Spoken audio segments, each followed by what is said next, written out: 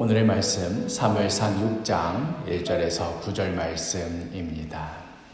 여호와의 궤가 블레셋 사람들의 지방에 있은 지 7달이라. 블레셋 사람들이 제사장들과 복술자들을 불러서 이르되, 우리가 여호와의 궤를 어떻게 할까? 그것을 어떻게 그 있던 곳으로 보낼 것인지 우리에게 가르치래. 이스라엘 신의 궤를 보내려거든 거저 보내지 말고 그에게 속건제를 드려야 할지니라.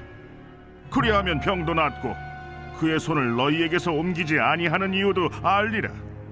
무엇으로 그에게 드릴 속건제를 삼을까? 블레셋 사람의 방백의 수요대로 금독종 5과 금쥐 5마리라야 하리니 너희와 너희 통치자에게 내린 재앙이 같음이니라.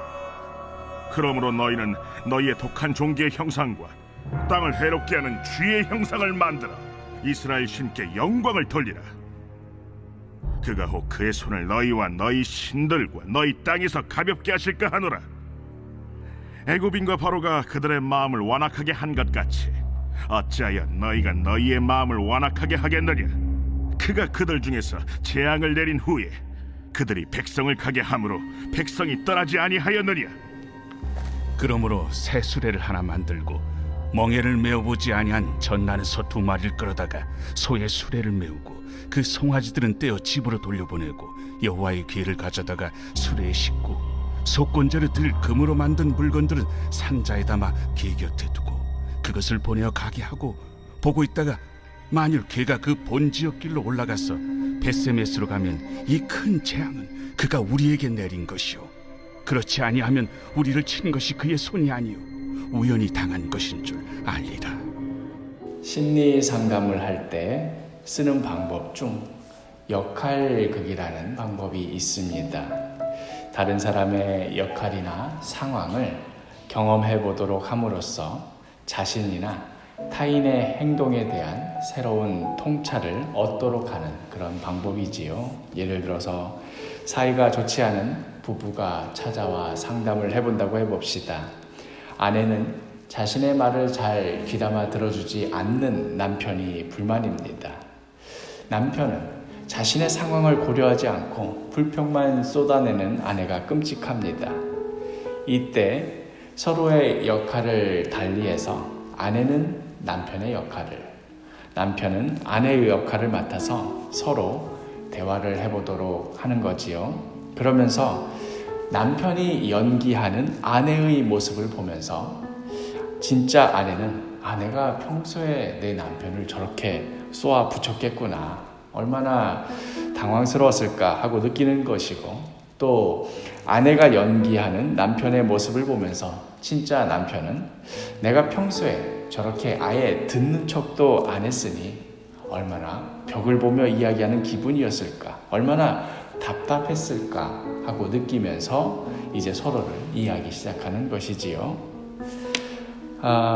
여호와의 언약궤를 둘러싸고 마치 심리 상담에서 사용하는 이 역할극처럼 이스라엘은 블레셋처럼 행동하고 블레셋은 이스라엘처럼 행동하는 장면들이 연달아서 연출됩니다. 우리가 지난주에 묵상하였던 것처럼 여호와의 궤를 빼앗기자 이스라엘 진영에서는 이루 말할 수 없는 패닉 상태에 빠지게 됩니다. 그저 늘 자신들 곁에 있었던 언약궤였던 것 같고 이것이 자신들에게 그렇게 귀한지 어쩐지 잘 모르고 있다가 막상 그 언약궤를 빼앗기고 나니 여기저기에서 절규의 소리가 터져 나옵니다. 그 대표적인 고백이 사무엘상 4장 22절에 하나님의 궤를 빼앗겼으므로 영광이 이스라엘에서 떠났다. 영광이 이스라엘에서 떠났다. 이 말은 다른 말로 하자면 여호와 하나님을 섬기지 않는 다른 이방 족속들은 이미 하나님의 영광이 없는 상태나 마찬가지였는데 우리가 느끼는 이 두려움, 이 절망감, 늘상 그들은 이런 속에서 살고 있었을 텐데 그런데 우리가 왜 그들을 그렇게 두려워했을까? 하나님이 우리와 함께 계시는 것만으로도 우리가 이토록 든든하고 평안하였던 것인데 우리가 왜 이제서야 깨달았을까? 왜 언약궤를 빼앗긴 뒤에서야 알았을까 하는 뒤늦은 후회입니다. 반대로 블레셋 진영에서는 꼭 마치 이스라엘이 행해야 하는 것처럼 행동하고 있습니다.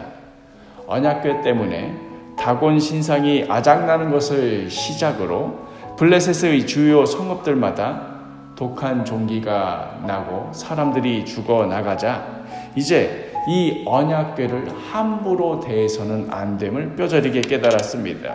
그리하여 이 언약궤를 다시 이스라엘 진영으로 되돌려 보내기로 결정하면서 이들이 고백하는 말이 오늘 말씀의 5절, 그러므로 너희는 너희의 독한 종기의 형상과 땅을 해롭게 하는 쥐의 형상을 만들어 이스라엘 신께 영광을 돌리라.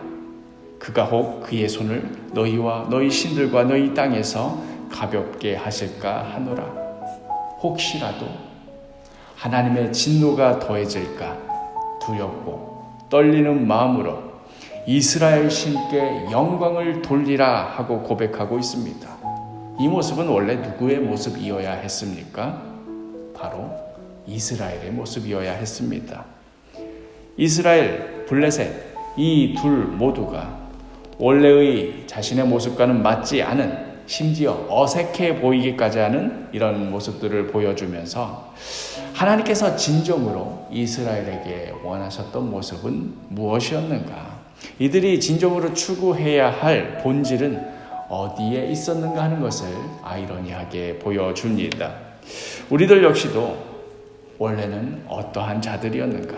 지금은 무엇을 잃어버렸는가 하는 것들을 우리가 코로나 사태를 통해 배웠고 또 지금도 배우고 있는 중이지요. 그저 늘 먹던 점심 식사였건만 지금은 성도들의 교제가 그저 소박한 밥 한 그릇 먹었던 그런 일들이 얼마나 귀한 일들이었나 하는 것을 새삼 느끼지요.